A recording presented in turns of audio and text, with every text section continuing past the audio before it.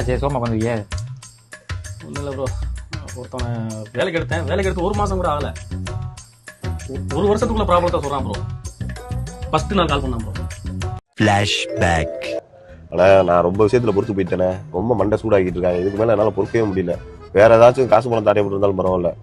அன்றைக்கி ஒரு கிரேடு வாங்கினேன், முட்டை கிரேடு வாங்கிட்டு அன்றைக்கி ஒரு 3 முட்டை சாப்பிட்டேன். அடுத்த நாள் ஒரு 2 முட்டை சாப்பிட்டேன்.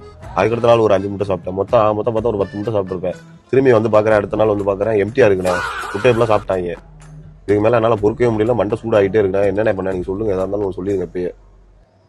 நீங்கள் என்ன சொன்னீங்க? நான் என்ன சொன்னேன், தம்பி ஒரு கிரேடாக வாங்கினா ரூமில் நிறைய பேர் இருப்பாங்க, அவனுக்கு எடுக்கணும்னு தோணுச்சுன்னா எடுத்துட்டு போயிடுவான், எவன் எடுத்தான்னு கேட்க முடியாது. ஓகே, இப்போது நீ லூஸில் வாங்கிக்க.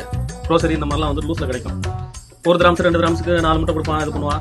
அப்போ உனக்கு தேவையான முட்டையை வாங்கி வச்சு சாப்பிட்டு தம்பி. இப்போ ரூம்லலாம் பிரச்சனை பண்ண முடியாது, இங்கே நம்ம ஊர் கிடையாது பிரச்சனை பண்ணுறதுக்கு அப்படின்னு சொன்னான். கரெக்டாக சொல்லியிருக்கீங்க. சரின்ட்டா. 2வது வாட்டி கால் பண்ணி என்ன சொன்னா, ஃப்ளாஷ்பேக். ஆனால் மண்டைக்கு ஏற்றுறான் என்ன ரூமில். இதுக்கு மேலே என்னால் பொறுத்து போக முடியல. எனக்கு நைட் ஷிஃப்ட் போயிட்டு வந்துட்டு மேனேஜர் திட்டாலும் சரி ரிலாக்ஸ் பண்ணுவோம் சொல்லி காலையில் சரக்கு வாங்கிட்டு உட்காந்துருக்கேன். காலகாலத்தில் எனக்கு குடிக்கிற டூட்டி போவேனாமா நாங்கள். அது ஒரு 1000. இல்லை அவங்க காசுல என்ன போட்டு குடிச்சிருக்கேன், கை காசை போட்டு குடிச்சிருக்கேன். அவங்களுக்கு என்ன இருக்குது, ரொம்ப மண்டைக்கு ஏற்றிக்கிறேன். இதுக்கு மேலே என்னால் முடியாது சத்தியமாக. ஏதாச்சும் பண்ணி விட்டுருவேன். அதுக்கு முன்னாடி 2ல் ஏதாச்சும் ஒரு பதிலை சொல்லுங்கள். பின்னாடி தான் உட்காந்து கேட்டுக்கிட்டு இருக்கா. என்னன்னு டக்குன்னு சொல்லுங்க. அதுக்கு நீங்கள் என்ன சொன்னீங்க? யாருக்கு டிஸ்டர்பன்ஸ் இல்லாமல், யாருக்கு தெரியாம குடி, எதுக்கு தெரியாத மாதிரி ரூமில் வச்சு குடிக்கிற, அவங்களுக்கு டிஸ்டர்பன்ஸ் இருக்குன்னு தெரியாத மாதிரி குடி, உடனே குடிக்க கூடாதுன்னு ஒன்றும் இல்லை. ஓகே சரிண்ணே அப்படின்னு. அடுத்து 2 நாள் முன்னாடி கால் பண்ணாங்க. சரி. ஃப்ளாஷ்பேக். பொறுக்க முடியாது. ஆனால் இதுக்கு மேலே என்னால் வண்டை சூடாகுதுண்ணே. இதுக்கு மேலே என்னால் பொறுக்கவே முடியாதுண்ணே. நைட் ஷிஃப்ட்டில் தெரியாமல் கண்ணை மூடி தூங்கிட்டேனே.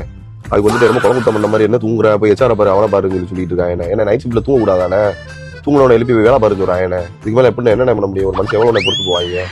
ஆனால் நைட் டியூட்டியில் தூங்குறது யூஸ்ஃபுல் தானே, அப்பப்போ தூங்குறது தானே. நைட் டியூட்டியில் தூங்குறது யூஸ்ஃபுல் தான். அவன் செக்யூரிட்டி தம்பி, செக்யூரிட்டியாக இருக்கிறவன் தூங்கக்கூடாதுல்ல. என்ன சொல்றது, நான் அதோட மனசு விட்டு தம்பி ஒன்றும் பிரச்சனை இல்லை, உங்களுக்கு வேலை பிடிக்கலன்னா வேலையை விட்டு நின்றுங்க, அந்த விசாக்குள்ள காசை கூட நான் கொடுத்துட்றேன்னு சொன்னேன்டா. அந்த இடத்துல ஃப்ளோவாக பேச்சுக்கு நான் சொன்னேன். இன்னைக்கு கால் பண்ணேன் தம்பி. கால் பண்ணி அண்ணே அந்த விசாக்குள்ள காசு வந்து என்னென்ன எப்படின்னா தருவீங்க, ஏதோ கடன் நான் கொடுத்த மாதிரி கால் பண்ணி என்னை போதை போட்டு மறக்கான் தம்பி. ஐயோ போய் மாறிட்டே என்ன பண்ணுறேன்னு தெரியல தம்பி. ப்ரோ கார்த்தி ப்ரோ இருக்காப்லையா? தம்பி யாரு தம்பி போட்டு